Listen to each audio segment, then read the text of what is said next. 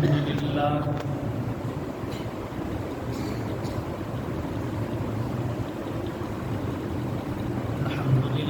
نحمده ونستعينه ونستغفره ونؤمن به من يهده الله فلا مضل له ومن يضلله فلا هادي له أشهد أن لا إله إلا الله وحده لا شريك له ونشهد أن سيدنا ومولانا محمدا عبده ورسوله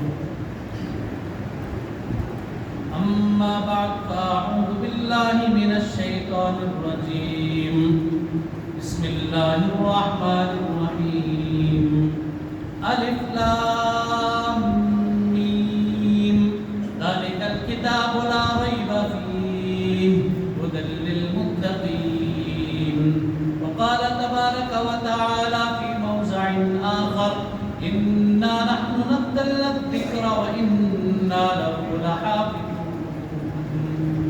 وقال النبي صلى الله تعالى عليه وسلم إن لكل قوم شرفا يتباهون به وإن بهاء أمتي شرفها القرآن أو كما قال صلى الله تعالى عليه وسلم صدق الله العظيم وصدق رسوله النبي الكريم ونحن على ذلك لمن الشاهدين والشاكرين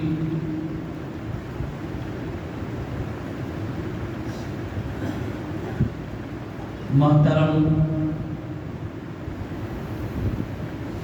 معزز علماء کرام،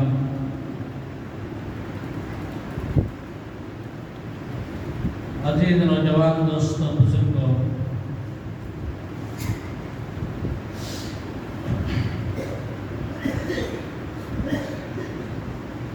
میں نے قرآن کریم سے دو مقامات سے دو آیتیں پڑھی اور ایک حدیث بھی پڑھی ہے۔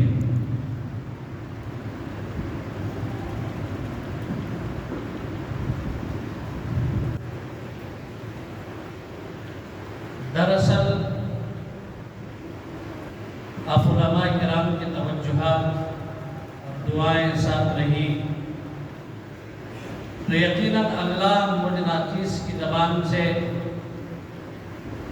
کچھ ایسے کلمات اور بولنے کرا دے گا جو عام امت کے لیے نفع بخش ہوں گے۔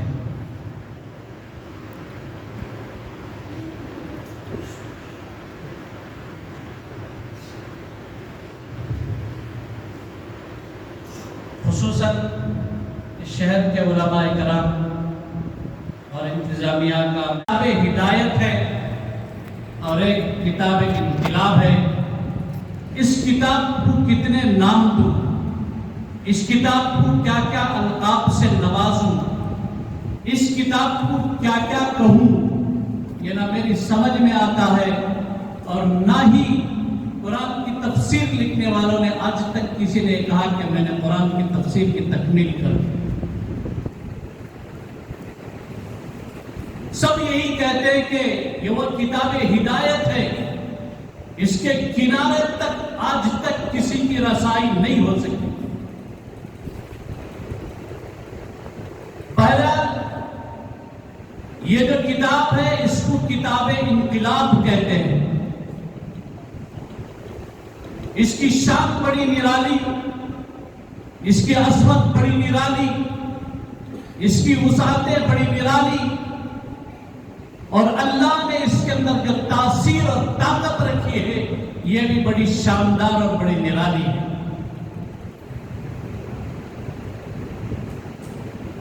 اللہ تعالیٰ نے جو ترتیب قرآن فی الوقت اس کی ابتدا سورہ فاتحہ کے بعد جو طرز ہے، جو طریقہ ہے وہ یہ ہے کہ اللہ نے فرمایا الف لام میم ذالک الکتاب لا ریب فیہ۔ کوئی چیز سامنے رکھی ہوئی ہے تو عربی گرامر کے اعتبار سے یہ چیز سامنے رکھا ہوا ہے، باٹل یا گلاس، اس کے لئے اشارہ کرتے حاضر کتاب، کتاب سامنے رکھی ہوئی ہے، اسے دکھا کر کہتے حاضر کتاب۔ किताब अलमारी में सामने नजर आ रही है, इसे कहते हैं हाजल किताब। कुरान सामने रखा हुआ, अल्लाह फरमाते हैं दालिकल किताब, वो किताब। क्या है वो किताब? फी लौहिन महफूज। ये किताब का जो ताल्लुक है, इसका ताल्लुक आसमानों से, अर्श मुअल्ला से है। इसका एक सर अल्लाह से जुड़ा हुआ है और एक सरा बंदा के हाथ में है। इसकी शान, इसकी अजमत, बड़ी ऊंची शान है इस किताब की। इसका एक एक हर्फ, इसका एक एक लफ्ज, इसका एक एक चैप्टर, इसका एक एक जेर ज़बर महफूज है। इसकी आयतें महफूज हैं, इसका पढ़ने का तर्ज महफूज है, इसके तौर तरीके महफूज हैं। अल्लाह ने इसके हर अदा को, इसकी रूहानियत को, इसकी बातिनी ताकतों को अल्लाह ने महफूज रखा है। इंसान दुनिया के अंदर आया, इसके साथ दो ताकतें जुड़ी हुई हैं। एक इंसान की जाहिरी ताकत है और एक उसकी बातिनी ताकत है। और अल्लाह ने इसके साथ दो नूर रखे हैं, एक जाहिरी नूर है और एक बातिन का नूर है। जाहिर का नूर क्या है? अल्लाह ने हमें पैदा किया दुनिया के अंदर, आंख दी और इसके अंदर देखने की सलाहियत और ताकत रखी। अल्लाह पैदा करते, आंख देते, लेकिन उसकी ताकत छीन लेते, तो फिर जमाना हमें कहता कि आंख है बावजूद है कि अंधा है। इसलिए कि बावजूद आंख के जो असल ताकत है, नूर है, रोशनी है, ये सल्ब हो गई, छीन लिया गया। जब ये ताकत खत्म होगी, देखने की कुव्वत खत्म हुई, तो जमाना कहता है कि अंधा है। इसकी दूसरी सूरत है कि आसमान है, इसमें सूरज निकला हुआ है और ये सूरज की किरणें जमीन पर पड़ रही है और अल्लाह ने इंसान को आंख भी दिया है, उसके अंदर नूर भी अता किया है। अब वो दिन की रोशनी भी है, वो चल कर भी जाता है, वो पूरे जमाने को देख सकता है, पूरे हालात को देख सकता है, पूरी दुनिया का जायजा ले सकता है। लेकिन सूरज निकला हुआ नहीं है, जाहिरी नूर है, तारीकी और अंधेरा है, तब भी यह रास्ता तय नहीं कर सकता। इसलिए कि जाहिर में जो आंख का नूर है ये तो है, लेकिन आसमान में जो नूर है, सूरज के जरिए से जो निकला हुआ है, अल्लाह ने इसे सल्ब कर लिया है, अल्लाह ने इसे छीन लिया है। तब भी बंदा आगे के मराहिल और जो सफर है, जो रास्ता है, इसे तय नहीं कर सकता। इसलिए कि एक जगह नूर है और एक जगह बेनूर है। दोनों तरह के नूर से महरूमी के बाद इंसान आगे का रास्ता तय करना मुश्किल हो जाता है। एक सूरत में इसे अंधा कहते हैं, दूसरी सूरत में बावजूद आंख के वही काम होता है जो अंधे से होता है। दूसरा जो नूर है, दूसरी जो ताकत है, और ताकत बातिन की ताकत है, बातिन का नूर है। इंसान की जो अंदरूनी ताकत है, अंदरूनी जो नूर है, ये है। इसी नूर को कुरान करीम ने कहा लितुखरिजन्नास मिनज़्ज़ुलुमाति इलन-नूर। ये वो किताब है, इंसानों को अंधेरियों से निकाल कर नूरानियत की तरफ लेकर चलता है। दुनिया की जुल्मत, दुनिया की तारीकी और दुनिया के जुल्मत कदर के अंदर हम दिन रात जिंदगी गुजार रहे होते हैं। ये दुनिया की जुल्मत और तारीकियों से निकलने के लिए अल्लाह ताला ने एक बातिन की ताकत रखी है, अल्लाह ने इसका एक नूर रखा है। वो नूर यही है कि किताब हिदायत है, जिसकी झोली में कुरान आया, वो बीना है, वो देखने की सलाहियत रखता है, उसके अंदर ताकत है। अगरचे के जाहिरी आंख से महरूम है, लेकिन हकीकत में उसका बातिन खुला हुआ है, उसका बातिन रोशन है, उसके बातिन की आंख खुली ही नहीं। मेरे भाइयों, आज पूरे जमाने के अंदर, पूरी दुनिया के अंदर अगर कोई तबका नीच देखा जा रहा है तो वह मैं और आप ही। पूरी दुनिया के अंदर अगर किसी को निशाना टारगेट बनाया जा रहा है तो मैं और आप हैं। पूरी दुनिया के अंदर अगर कहीं सदाएं बुलंद होती है तो मुसलमान हैं। पूरी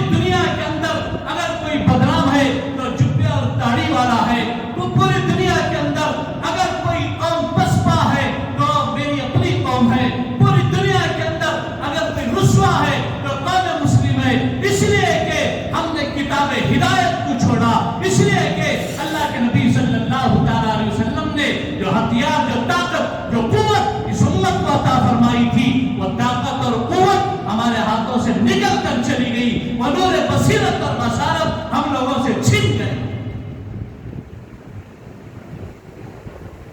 کتاب ہدایت کن حالات میں نازل ہوئی، کن حالات میں اللہ کے نبی صلی اللہ علیہ وسلم کے قلب اطہر پر اس کا نزول ہوا؟ تھوڑا تاریخ اٹھا کر دیکھ لیں۔ الحمدللہ ماشاءاللہ یہاں تو علماء کی کثرت ہے، آپ پہلے بھی سن چکے ہوں گے، بس اسی سبق کو میں بھی دہرا رہا ہوں۔ اصل حقیقت یہ ہے کہ قرآن کریم کا نزول جن حالات میں ہوا ہے ان حالات کو دیکھو۔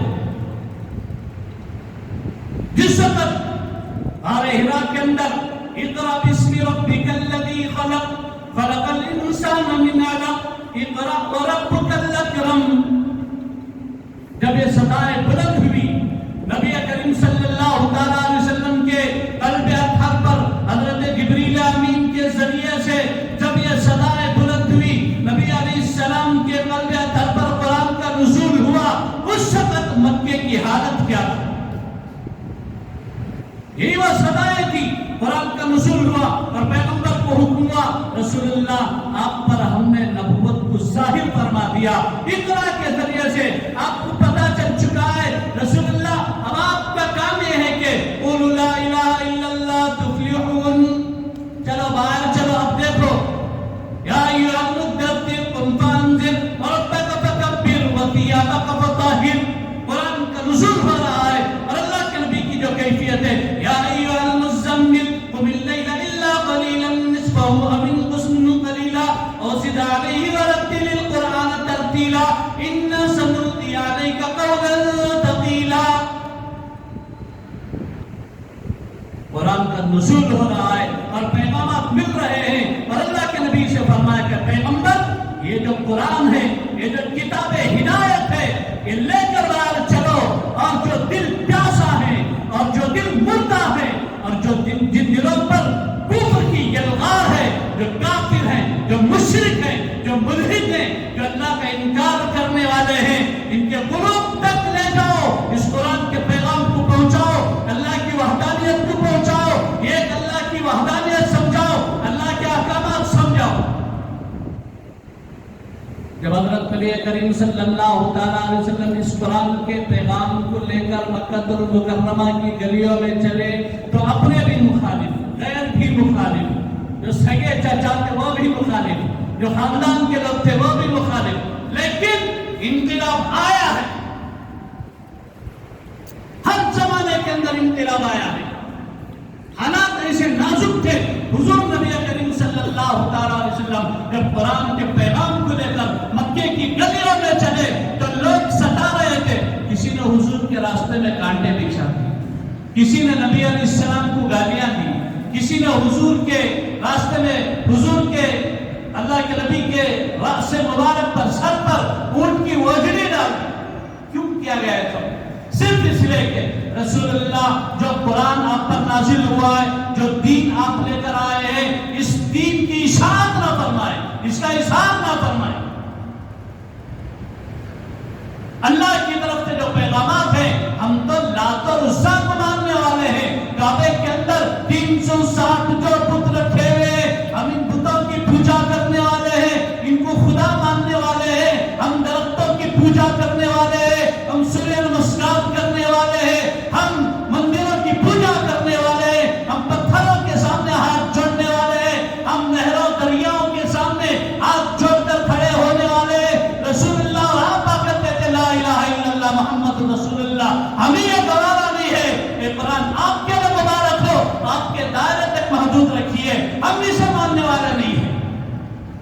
یا تو آپ قرآن کی تعلیم کو چھوڑ دیں، یا تو آپ قرآن کے پیغام کو چھوڑ دیں، یا تو پھر آپ ہر مشکل مصیبت کا سامنا کرنے کے لیے تیار ہو جائیں۔ مکے کے جو مشرکین تھے، ان کے سخت قلوب تھے، ثم قست قلوبکم من بعد ذلک فہی کالحجارۃ او اشد قسوۃ، پتھروں سے بھی زیادہ سخت ہو گئے تھے ان کے دل، لیکن قرآن کا نزول ہوا، جن سینوں تک قرآن پہنچا، جن قلوب تک قرآن پہنچا، اللہ کے اس کلام نے ان کے کافرانہ قلوب کو ایمان کی طرف تبدیل ہونے پر مجبور کر قرآن کی تاثیر نہیں ہے؟ کیا یہ قرآن کا معجزہ نہیں ہے؟ جتنے انبیاء دنیا کے اندر آئے، جتنے رسول اور پیغمبر دنیا کے اندر آئے، ہر پیغمبر کے ساتھ ایک معجزہ تھا۔ پیغمبر دنیا سے گئے، نبی کی شریعت ختم، پیغمبر کا دین ختم، پیغمبر کی لائی ہوئی کتاب منسوخ، لیکن میرے مصطفیٰ صلی اللہ تعالیٰ علیہ وسلم دنیا کے اندر تشریف لائے۔ حضور قیامت تک کے نبی ہیں۔ ما کان محمد ابا احد من رجالکم ولکن رسول اللہ وخاتم النبیین۔ پیغمبر آپ قیامت تک نبی ہیں، اور آپ کے بعد جو نبوت کا دعویٰ کرے وہ جھوٹا ہے، وہ کذاب ہے، وہ مکار ہے، وہ زندیق اور کافر ہے۔ آپ کے بعد کسی کو یہ حق نہیں ہے کہ وہ نبوت کا دعویٰ کرے، اور آپ پر جو کتاب ہے یہ وہ کتاب ہے جس کے اندر پیغام ہے اليوم اکملت لکم دینکم واتممت علیکم نعمتی ورضیت لکم الاسلام دینا۔ بات ختم ہو گئی، رسول اللہ آپ کو دنیا کے اندر لایا، آپ پر نبوت ختم، آپ آئے صحابیت شروع، آپ گئے صحابیت ختم، لیکن آپ چلے گئے۔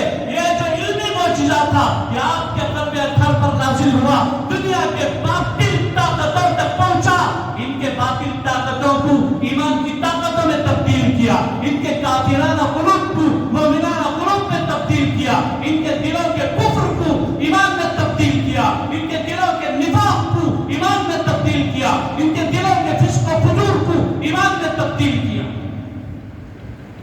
پھر اس کے بعد فرمایا کہ رسول اللہ آپ دنیا سے پردہ تو فرما جائیں گے، لیکن یہ آپ کا معجزہ قیامت تک رہے گا، اس لیے کہ باطل طاقتیں قیامت تک اٹھیں گی، اس لیے کہ باطل طاقتوں کے مقابلے کے لیے یہ کتاب ہدایت، یہ کتاب فرقان کو ہم قیامت تک محفوظ رکھیں گے۔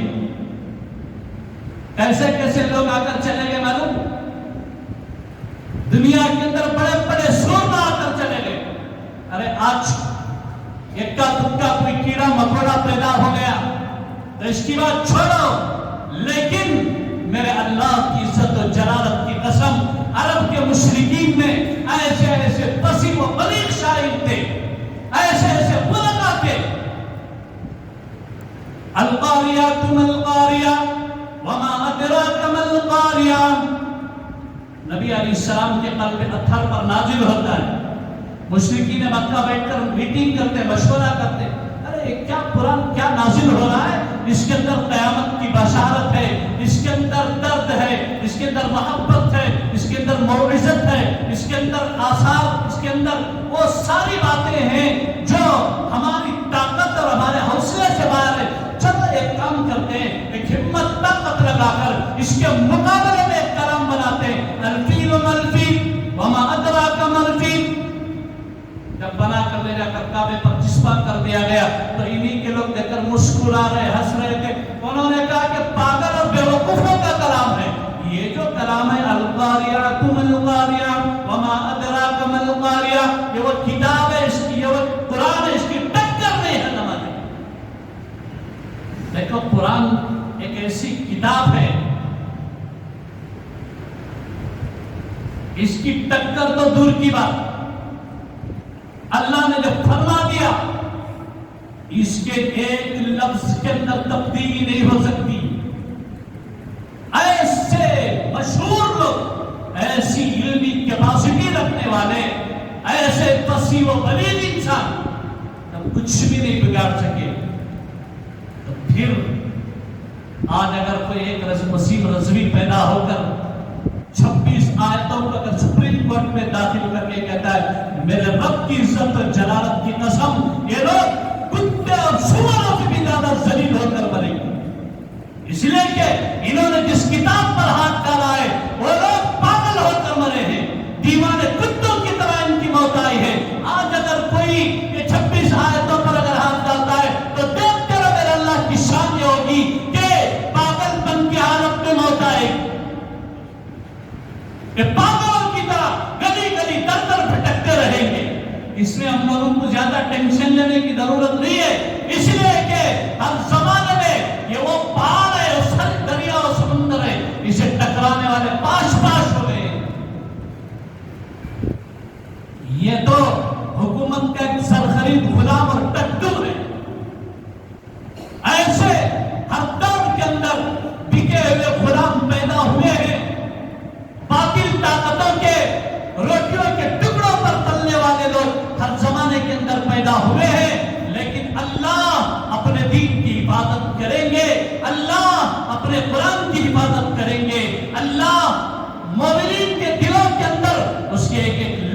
حفاظت کریں گے انشاءاللہ.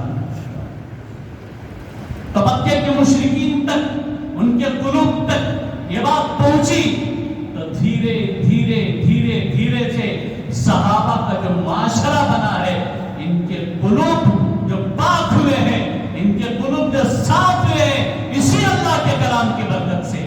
دو چیزیں تھی، ایک نبی علیہ السلام کی توجہ تھی اور ایک اللہ کا کلام تھا. اور آج بھی ہم جو گناہ کرتے ہیں، ہمارے دلوں پر جو زنگ لگ جاتا ہے، ہمارے دلوں پر جو میل آ جاتا ہے، ہمارے دلوں پر جو میل کچیل جم جاتا ہے، اس کا صحیح کر اور اسے زنگ کو دور کرنے کی جو دوا ہے وہ یہی ہے کہ جو انسان کثرت سے قرآن پڑھے گا، اللہ اس کے دل کے زنگ کو دور فرما دیتے ہیں.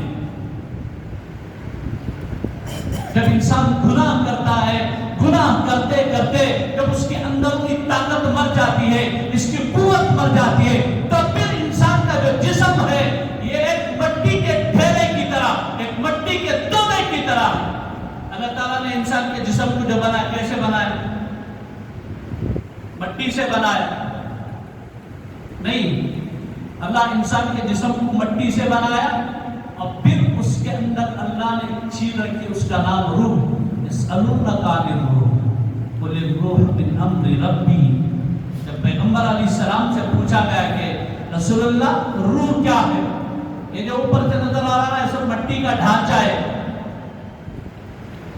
سمجھ رہے بات؟ یہ سب مٹی کا ڈھانچہ، اور اس کے اندر جو اصل چیز ہے وہ انسان کی روح ہے. اور قرآن جو آیا وہ روح پر محنت کرنے کے لیے آیا. قرآن روح کی طاقت ہے. ایک حدیث ہے، الصوم والقرآن یشفعان. روزہ اور قرآن بندے کی سفارش کرتے ہیں. میں آپ کو چند باتیں بتا دیتا ہوں. اللہ کی بارگاہ میں روزہ سفارش کرتا ہے اور قرآن بھی سفارش کرتا ہے. یہ روزے کو قرآن سے کیوں جوڑا گیا؟ دیکھو رمضان کی دو خاص عبادتیں ہیں، ایک فرض روزہ، دوسرا نماز تراویح. پورا سال آپ روزہ رکھو، رمضان کے فرض روزوں کی قضا تو ہو سکتی ہے، رمضان میں روزے چھوٹ گئے، ان روزوں کی قضا تو ہو سکتی ہے، لیکن رمضان کے فرض روزے سمجھ کر ایک آدمی چلو نہیں رکھتے، رمضان میں بھی رکھ لیا، اب وہ اسی طرح تصور کر کے شوال میں روزے رکھ رہا ہے، اسے وہ اجر و ثواب نہیں ملتا. روزہ رکھنے کا اجر و ثواب تو ضرور مل جاتا ہے، لیکن رمضان کے جو فرض روزے ہیں اس کا مقابلہ اور اس کی برابری پورے سال میں روزہ رکھ کر بھی پوری نہیں کر سکتے. تو ایک مسئلہ ماہ رمضان کے اندر جو روزے ہیں یہ خاص عبادت ہے رمضان کی. اور دوسری بات یہ ہے کہ قرآن الصوم والقرآن یشفعان. صوم، روزہ اور قرآن یہ دونوں سفارشی ہیں. اور قرآن کریم دیکھو پوری امت، یہ امت کا جو عام طبقہ ہے ان کو قرآن سننے کا جو موقع ملتا ہے رمضان میں ایک مرتبہ نہیں. اب اس میں بھی حضرت بولے حضرت مفتی صاحب ہمارا حال کیا ہوتا، رمضان کے پہلے عشرے میں پورے مسجدہ بھرپور، ہمارا ذرہ مزاج ہے نہیں، ذرہ یہ امت کا مزاج نہیں کرتے نا ویسا، ذرہ ڈیفیکلٹ مزاج ہمارا. کئی بار رمضان میں کوئی بھی ٹینٹنگ کے مسئلے کھڑے ہوئے، سارے مساجد میں اعلان کر دیا کہ بھائی مساجد میں والوں کو، اس لیے کہ حکومت کی طرف سے کچھ مسائل ہیں، اس طرح کا مسئلہ ہے مساجد بند فلان، لیکن ہمیں اس وقت گیٹ فراہم کرا دیتے. بہت سارے جگہ ہوا نہیں ایسا، گیٹا ہمیں کیا کرے فراہم دے، گیٹا کامپونڈا دودھ کو ہمیں کہا ہے. ایسا لگ رہا تھا واہ رے واہ، یہ ان کے دلوں میں اللہ کی محبت ہے، رسول اللہ صلی اللہ علیہ وسلم سے وہ عشق کی کامپونڈ کود کیا رہے. اللہ کرے ایسا ہو جائے، ہمارے دلوں میں اللہ اس کی محبت اور اس کے نبی کی محبت کے لیے قبول فرما لے. ایک پریشانی اس وقت لاک ڈاؤن کھولا، سب مطمئن، اذان ہو رہی ہے، ہمارے نوجوان ہوٹلوں میں چائے کا گلاس تھامے کھڑے ہیں. پھر اس کے بعد لوگ نماز پڑھ کے باہر نکل رہے ہیں، نوجوان طبقہ ہمارا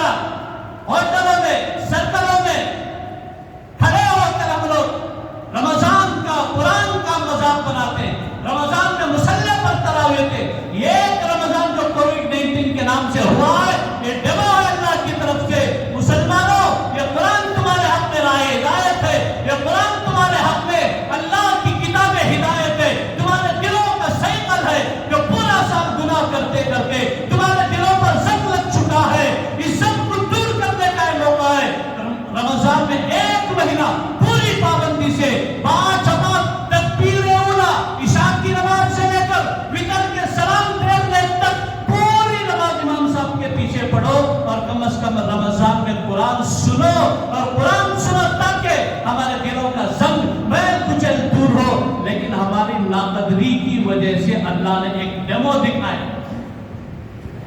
हज़रत अक़दस मुफ्ती सईद साहब और अल्लाह मक़दर एक बात बहुत अच्छी फरमाया करते थे। दारुल देवबंद, सहारनपुर वगैरह जो ये इलाके हैं, इन इलाकों में अल्हम्दुलिल्लाह उलमा की भरमार और कसरत है। हमारे इलाकों में 10 उलमा के कभी रेडी हो गए तो 11वां नहीं को रहे। मस्जिद आई तो हमारे पास 10 है, 10 आलिमा मस्जिद। माफ करो जरा खुले खुले अल्फाज बोलने का भी दहज मिला नहीं। हमारी ये सोच 10 मस्जिद आई, 10 आलिमा हाफिज़ा बस समझा तो 10 उलमा से उम्मत की जरूरत पूरी होगी। तो इसका मतलब है कि हमने उलमा को मस्जिद के मिंबर और मुसल्ले तक महदूद समझा। ये उम्मत की सबसे बड़ी गलती और खता है। आज एक साहब एक बात पूछ रहे थे, उनके घर की पूछा रहा, बेंगलुरु के साहब कभी उन्होंने चामलन नगर में थे। उन्होंने पूछा उनके घर के बहुत सारे हालात थे। हज़रत 10 लाख रुपए थे हमारे पास, 8 लाख रुपए आपको कौन की खारक चलेगा, 2 लाख रुपए बाकी, बहुत परेशानी है हज़रत हमें। मैं पूछा आपको मकामी जो उलमा है तुम्हारे नजदीक है, उनमें से किसी से जाकर कभी मशवरा नहीं करे क्या? तुम्हें को पूछा। उनका बेंगलुरु में घर है, मुकीम मंडिया के और मकामी जो उलमा है तुम्हारे नजदीक में करीब में, वह जाकर कभी पूछे थी कि हज़रत हमारे घर के हालात ऐसे ही, फलां साहिब हमारे घर को आ रही, उन्होंने इतना बड़ा पैसा लूट कर गए, ये हीला दिखे, ये बहाना दिखे, दिखा को हमारा इतना बड़ा पैसा लूट हो गए, हमें क्या करना? मैं गलती पर है, मैं सही है, कभी तुम्हें मशवरा करे क्या? करके पूछा तो उन्हें बहुत अजीब बात करे, हज़रत हमें 10 भाया, हमें कभी किसी आदमी के पास गए नहीं। अल्लाह की कसम मस्जिद में बैठ कर उनका जुमला नकल कर रहा हूँ। और एक बात बोले, हज़रत आज थोड़ा आंख खुली मेरी कि काश अगर मैं अपने मकामी उलमा से मशवरा कर लेता तो शायद के मेरे 8 लाख रुपए बच जाते। हमारे गोद में उलमा है, इनकी नाकदरी करते करते हम लोग हमारी जिंदगी को वीरान जहन्नम बना रहे। अल्लाह की इज्जत और जलालत की कसम हमारा रिश्ता उलमा से टूटा। देखो जिस तरह कुरान की अजमत है, हामिले में कुरान की अजमत है, जिनके कुलूब में अल्लाह का कुरान पहुंचा है वो कदरदान है। अल्लाह चुनते हैं, सिलेक्टेड तबका है उलमा के पास। अल्लाह के ऐसे चुनिंदा तबका है और जिसे अल्लाह चुनते हैं उसी की नाकदरी करने में ज्यादा मजा आता है हम लोग। आप मुझे माफ फरमाए अगर किसी को बुरा लगे तो मैं 100 बार माजरत के साथ ये बात कहता हूँ। स्पेन के अंदर वो हाल था कि जगह जगह मसाजिद, मदारिस, उलमा की कसरत थी, नाकदरी हुई तो मसाजिद पर बुलडोजर चला दिए गए, मदारिस पर बुलडोजर चला दिए गए, उलमा को सूलियां लटका दिया गया, उलमा शहीद कर दिए गए, हाफिज़ कुरान शहीद कर दिए गए। फिर उसके बाद खड़े होकर ऐलान किया गया कि बताओ अब तुम्हारे पास 2 ही रास्ते हैं, या तो इस्लाम छोड़ो या तो फिर लड़ने के लिए तैयार हो जाओ। अब लड़ तो नहीं सकते थे, इसलिए कि उनको मालूम था, उन्होंने कहा अब तुम यतीम हो। ये तारीखी जुमले हैं, आज हम लोगों की इन जुमलों को नोट करने की जरूरत है। उन्होंने कहा, ईसाइयों ने कहा, ओ उम्मत मुस्लिमा आज तुम यतीम हो इसलिए कि तुम्हारे सरों से तुम्हारे उलमा का साया उठा लिया गया है। तुम्हारे पीठ पर तुम्हारे उलमा का हाथ था, तुम्हारे सर पर तुम्हारे उलमा का हाथ था, हर मौके पर तुम्हारी रहबरी होती थी, मैदान जंग में नमाज की तरतीब होती थी, कारवां का मैदान है नमाज की तरतीब होती थी, हर मौके पर हर मूड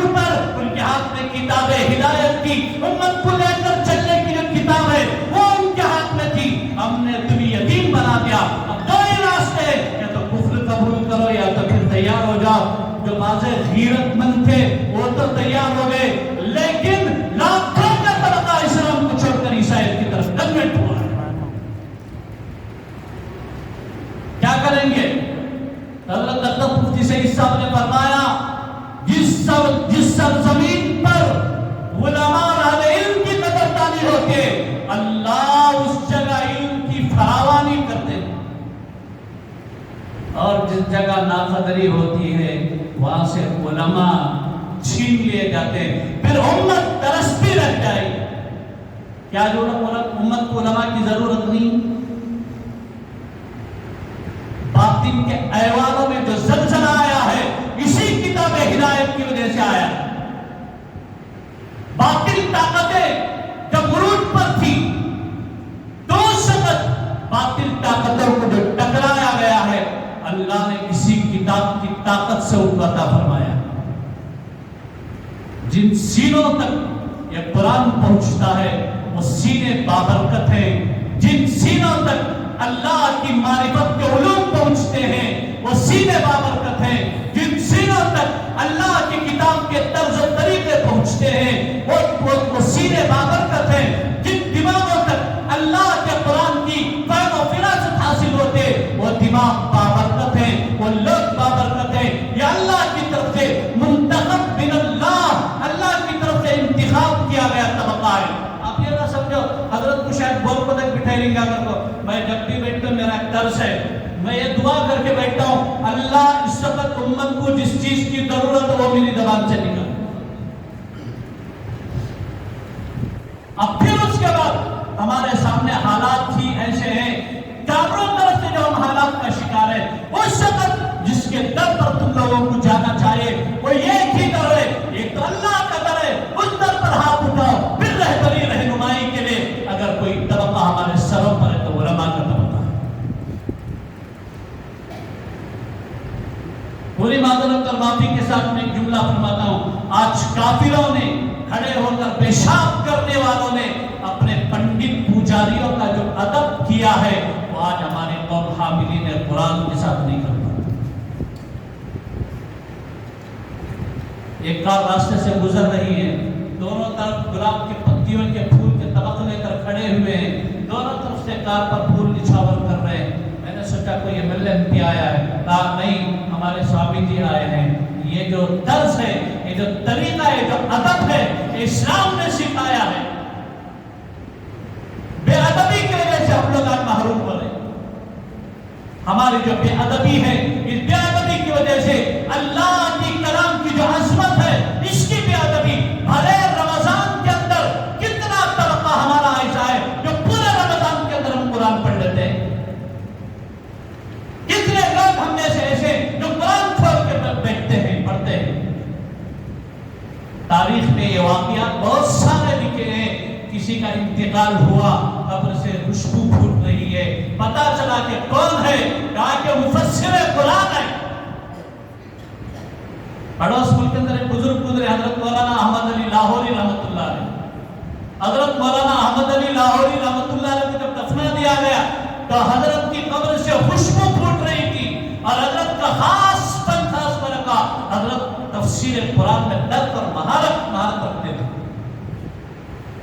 میرے بھائیوں، آج ہماری جو حالت خستہ حالت ہے وہ اس لیے ہے کہ ہم نے قرآن کو چھوڑ دیا۔ حدیث پاک کے اندر آتا ہے، حضرت نبی کریم صلی اللہ علیہ وسلم نے فرمایا ان لکل قوم شرفا یتباہ نبی وان بہا امتی شرفها القرآن۔ کسی قوم کو کسی جماعت کو اور کسی جمعیت کو اور کسی طبقے پر اللہ نے بلند کیا ہے تو قرآن کی وجہ سے بلند کیا ہے۔ جس قوم نے قرآن کو سینے سے لگایا اللہ نے اسے بلند فرما دیا۔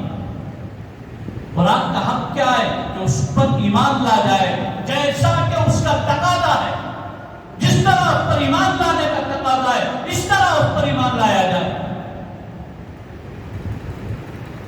حضرت امام احمد بن حنبل کا دور تھا، امام صاحب کے مسئلے میں، امام صاحب کے زمانے میں ایک مسئلہ کھڑا ہوا کہ قرآن مخلوق ہے یا کلام اللہ ہے۔ بادشاہ وقت نے کہا کہ قرآن مخلوق ہے، حضرت امام احمد بن حنبل نے فرمایا کہ قرآن کلام اللہ ہے، یہ خلق نہیں ہے، مخلوق نہیں ہے۔ اب اس کے بعد حضرت امام احمد بن حنبل کو جو مسائل جھیلنے پڑے، جن پریشانیوں سے گزرنا پڑا، یہ بھی تاریخ نے رقم کیا ہے۔ حضرت امام احمد بن حنبل سے کہا، بادشاہ وقت نے کہا کہ امام صاحب یا تو یہ مسئلہ چھوڑو یا پھر آگے کے جو مراحل ہیں اسے طے کرنے کے لیے تیار ہو جاؤ۔ امام احمد بن حنبل نے فرمایا، میں چٹان کی طرح کھڑا ہوں، مجھے پورا یقین ہے کہ میں حق پر ہوں، الحمدللہ۔ حضرت امام احمد بن حنبل کھڑے ہوئے، اسی پاداش میں حضرت امام صاحب کو جیل میں بھیج دیا گیا۔ جب جیل میں گئے تو دیکھا کہ امام احمد بن حنبل، تاریخ میں لکھا ہے امام احمد بن حنبل کی پیٹھ پر ایسی کوئی جگہ نہیں تھی جہاں پر کوڑے نہ پڑے، پوری پیٹھ کوڑوں کے مار سے لال ہو گئی تھی، پوری پیٹھ چھل کر خون نکل رہا تھا۔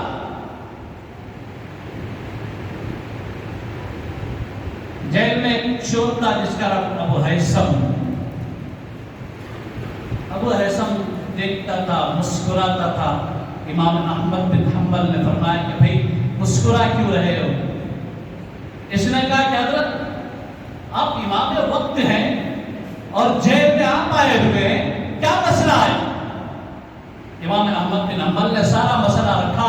بادشاہ وقت کا یہ نظریہ ہے، لیکن اس نظریے کو میں تو نہیں مانتا، اس لیے کہ اللہ کی کتاب کا حکم بھی محفوظ ہے اور اس کے صفحات بھی محفوظ ہیں، اس کا ورق بھی محفوظ ہے، اس کی حلال ادا محفوظ ہے۔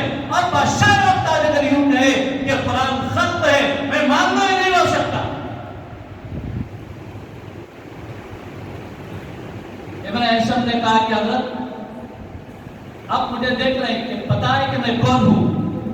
میں اس علاقے کا بہت بڑا چور ہوں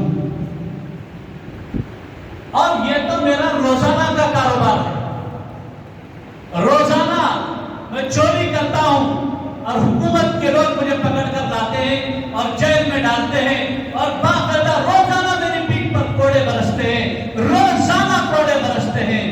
میں نے کبھی چوری اور ڈکیتی سے باز نہیں آیا۔ ایسا نہ ہو کہ امام صاحب یہ چند کوڑوں کی وجہ سے آپ سرک جان پھسک جائے۔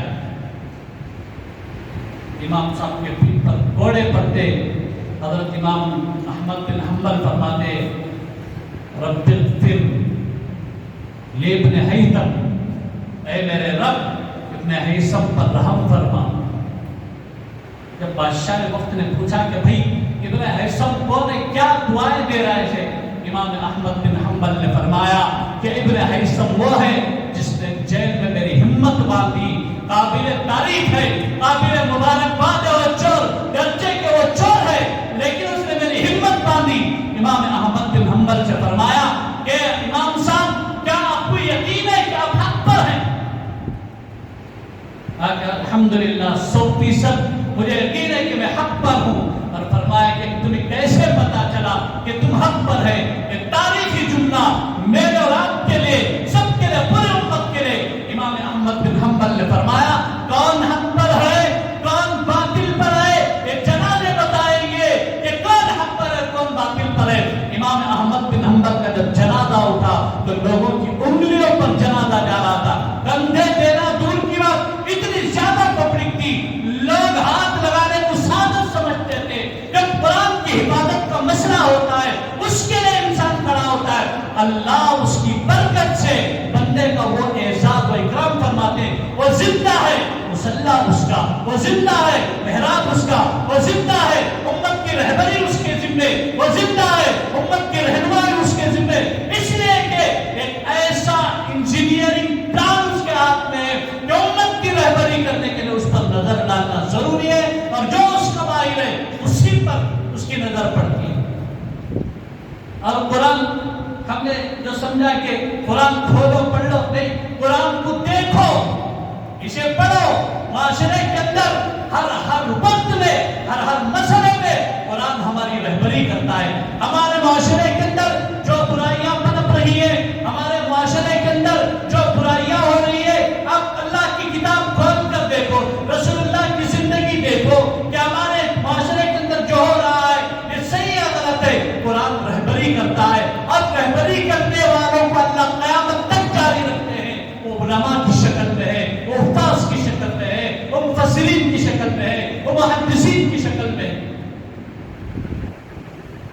لیکن ایک بات ہے کہ اللہ کی اتنی بڑی نعمت ہم لوگ قدردانی کر لیں تو پھر اللہ اس کی برکت سے وہ نعمتیں عطا فرماتے ہیں، اللہ وہ برکتیں عطا فرماتے ہیں کہ جس کا اندازہ ہمیں ہوتا ہی نہیں، جسے تصور نہیں کیا جا سکتا۔ بڑی بڑی طاقتوں نے قرآن کے سامنے گھٹنے دیکھے ہیں۔ تاریخ میں بہت سارے ایسے شواہد موجود ہیں۔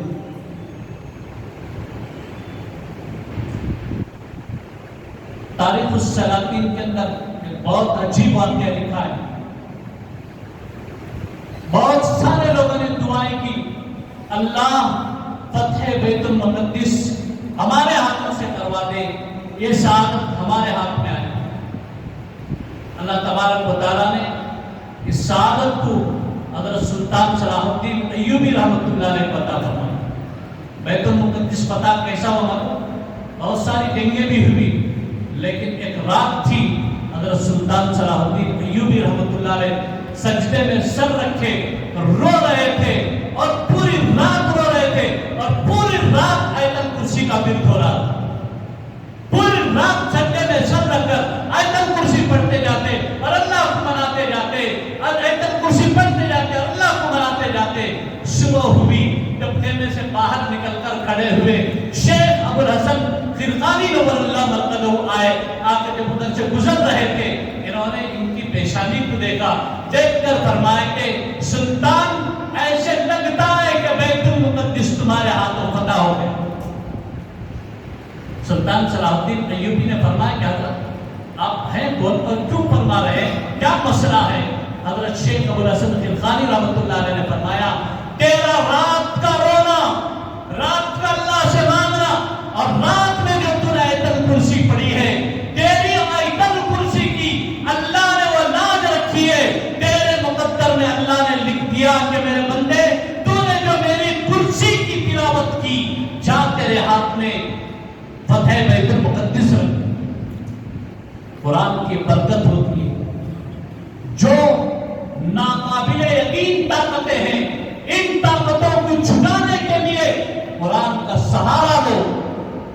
آج باطل طاقتیں سر اٹھا کر بابا کے دہل پورے عالم کے اندر یہ کہہ رہے کہ اے مسلمانوں، وقت آ گیا ہے کہ تم ہمیں کچا چبا، تمہیں کچا چبا دیا جائے گا، تمہیں کھا دیا جائے گا۔ اے محمد کے دیوانوں، اے رسول اللہ کے پروانوں، آج تمہاری کوئی حیثیت اور حقیقت نہیں ہے، لیکن یہ دنیا کہہ رہی ہے، دنیا جھکے گی، لیکن جھکانے والے کی ضرورت ہے۔ فرعون جھکے ہیں، نمرود جھکے ہیں، بڑے بڑے سورما جھکے ہیں۔ آج کی جو طاقتیں ہیں، یہ کون سی طاقتیں ہیں؟ آج کی جو قوتیں ہیں، یہ کون سی قوتیں ہیں؟ کیا فرعون سے بڑے ظالم آج ہیں؟ کیا نمرود سے بڑی طاقتیں رکھنے والے آج ہیں؟ یقیناً ظلم کرنے والے آج ہیں، لیکن جھکاؤ اللہ کے کلام کی طاقت سے، اللہ کے کلام کی تاثیر سے، قرآن کا سہارا لو، اللہ کی کتاب کا سہارا لو، سہارا لے کر تم میدان میں آؤ۔ حکمت عملی قرآن بتائے گا، تدبیر قرآن بتائے گا، کام کرنے کا طرز قرآن بتائے گا۔ ہم نے قرآن کو پسے پشت ڈال دیا۔ ہماری تجارت قرآن بتاتا ہے، ہماری عدالت قرآن بتاتا ہے، ہمارے معاشرے کی رہبری قرآن کرتا ہے، ہمارے گھریلو زندگی کی رہبری قرآن کرتا ہے۔ ہر موقع پر، ہر موڑ پر، ہر مرحلے پر اللہ کی کتاب کو اٹھاؤ اور دیکھو، ہر لمحے میں قدم قدم پر قرآن رہبری کرتا ہے، لیکن اسے لینے والے تو بنے۔ میں ایک مثال دے کر میں بات ختم کر دوں۔ قرآن اللہ کی رحمت ہے، یہ کتاب رحمت بھی ہے۔ بندوں کے دلوں پر جب اس کا نزول ہوتا ہے، جب کافروں نے کفر سے توبہ کی، تو کیا ہمیں گناہوں سے توبہ کی توفیق نہیں ہوتی؟ یقیناً توبہ کی توفیق ہوتی۔ قرآن کو پڑھو، اور قرآن کو پڑھنے کا طرز کیا ہے معلوم؟ اگر کسی کو پڑھنا آتا ہے تو قرآن کھولو، بیٹھو، انگلی رکھو، اور دل کا جو ڈائریکشن ہے کہ اللہ کی طرف توجہ کرو، مکمل اپنے آپ کو اللہ کے سپرد کر دو، اور یہ سوچو کہ اللہ میں تیری کتاب پڑھ رہا ہوں، تیرے کلام مقدس کو پڑھ رہا ہوں، اللہ تیری کتاب کی جو شان رفعت ہے کہاں ہے اور کہاں ہے لکھت گل؟ یا اللہ یہ کتاب جو ہے بڑی شان والی، بڑی عظمت والی، اور میں ٹھہرائے گنہگار اور میں ٹھہرائے پاپی و مجرم، اللہ اس کتاب کے فیوز و برکات کو میرے قلب پر جاری فرما۔ یہ دعا کرو اور اللہ کی طرف متوجہ ہو کر بیٹھو، قرآن پڑھو اور دل کو اللہ کی طرف متوجہ کر کے رونا شروع کر دو۔ اگر رونا نہیں آتا تو رونے کی صورت بناؤ۔ حضرت داتا علی حجویری رحمۃ اللہ علیہ کے پاس ایک آدمی آیا، اس نے کہا کہ حضرت میرا دل سخت پتھر کی طرح ہو گیا، کیا کروں؟ حضرت داتا صاحب نے فرمایا قرآن پڑھو اور روتے جاؤ، قرآن پڑھتے جاؤ روتے جاؤ، اس کی برکت سے تمہارے آنکھوں سے آنسوں کے قطرے ٹپکیں گے، اللہ تمہارے دل کی سیاہی کو دھو ڈالے گا۔ اس نے کہا کہ حضرت مجھے رونا نہیں آتا، کیا کروں؟ حضرت داتا علی حجویری نے فرمایا رونے کی شکل بناؤ، رونا نہیں آتا تو رونے کی طرح جیسا روتے ایسی شکل بناؤ، رونے کی شکل بنا لو۔ اس نے کہا کہ حضرت یہ بھی نہیں ہو سکتا، ایک تو رونا بھی نہیں آتا اور روئے کے جیسا صورت بنانے بھی نہیں ہوتا۔ حضرت داتا صاحب نے فرمایا تو پھر اپنی مقدر پر رو، اپنے تقدیر پر رو، اس لیے کہ اللہ کا کلام پڑھتے ہوئے جسے رونا نہیں آتا اس کے لیے یہی مسئلہ ہے کہ اپنی تقدیر پر روئے، اس لیے کہ بڑے بڑے سمندروں کے دلوں کے اندر انقلاب آیا۔ قرآن ایک ایسی تاثیر ہے، اسے پڑھو، اور خصوصاً جو ماہ رمضان ہے، ایک تو رمضان رحمتوں اور برکتوں کا مہینہ ہے، پھر اس پر سے آدمی جب قرآن پڑھتا ہے تو اللہ اس کی برکت سے پورا سال سے چلاتے ہیں۔ تو کووڈ-19 کے موقع پر کیا ہوا، ہمیں ایک تو نماز بھی پڑھے نہیں، تراویح بھی نہیں، کہا کہ ایک جگہ کیا کہ 10 افراد ملے پڑھ لے ہوگا، لیکن اس سال ویسا کرو نا، پہلے نماز پڑھتے نہیں، تراویح کی پابندی کر لیتی انشاءاللہ۔ اللہ آپ کو بھی، اللہ مجھے بھی توفیق عطا فرمائے۔ دیکھو ہم سب محتاج ہیں، میں بھی، آپ بھی، سب محتاج ہیں اللہ کے فضل کے، اللہ کے کرم کے، اس کی رحمت کے، ہم سب محتاج ہیں۔ اس لیے محتاج بن کر سر جھکاؤ۔ جب اللہ کی بارگاہ میں ہم محتاج بن کر سر جھکاتے ہیں تو پھر اللہ کی نوازشوں کو دیکھو، اللہ کے کرم کا جو دریا بہتا ہے اسے بھی دیکھو۔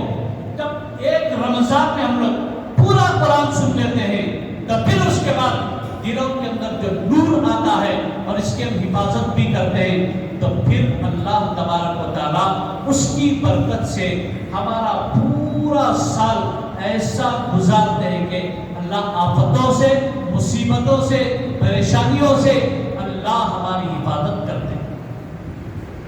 تو ہم لوگ ادھر ادھر جو ڈھونڈتے نا سکون کہاں ہے، تو سکون اللہ کی کتاب میں ہے، جہاں ہے وہاں ڈھونڈو تو ملتا ہے، نہیں جو چیز جہاں ہے وہاں ڈھونڈو تو ملتی ہے۔ بازاروں میں فلاں جگہوں پر ادھر ادھر تلاش کرو تو پھر وہاں بے چینی، بے گلی ہی ملتی ہے۔ اس لیے رمضان کو قرآن سے خاص تعلق ہے۔ قرآن میں بھی نا اِنَّا أَنزَلْنَاهُ فِي لَيْلَةِ الْقَدْرِ، اللہ نے اس کو لیلۃ القدر میں اتارا، اور جس رات میں اتارا اللہ نے اس رات کو فرمایا کہ لیلۃ من الف شہر۔ یہ جو رات ہے قرآن کے نزول کی وجہ سے 1000 راتوں سے افضل ہے، تو جس سینے پر نازل ہوا وہ ہزاروں کے سینوں پر بہتر اور بھاری۔ تو ایک چیز میں کہتا ہوں کہ تو قرآن کی حفاظت اور قرآن کی عظمت ہمارے دلوں میں ہونی چاہیے۔ رمضان کا جو مہینہ ہے بہترین وقت ہے، اس کی خوب کثرت سے تلاوت کرو اور اللہ سے مانگو۔ میرے بھائیوں، ایک بات میں بہت ہی اہم بتاتا چلوں کہ آج کے اس دور کے اندر اپنے مقامی علماء کی قدر کرنا سیکھ لو۔ اس لیے کہ صبح سے شام تک آپ کے بغل میں رہنے والے یہی لوگ ہیں. ناقدری کرتے کرتے کرتے کرتے ہم لوگ یہاں تک آ گئے. اب بھی کب تک کرتے ہیں؟ بہت حالات خراب ہیں. ان حالات کو فیس کرنے کا ایک ہی طریقہ وہ ہے کہ اللہ سے لو لگاؤ، مکمل اللہ کے بن جاؤ. جب ہم اللہ کے بن جاتے ہیں تو پھر اللہ ہر موڑ پر ہماری مدد اور دستگیری فرماتے ہیں. میں انہیں چند باتوں کے ساتھ اپنی بات کو ختم کرتا ہوں. اللہ سے دعا فرمائے اللہ تعالیٰ مجھے اور آپ کو اہل سننے سے عمل صالح کی توفیق عطا فرمائے.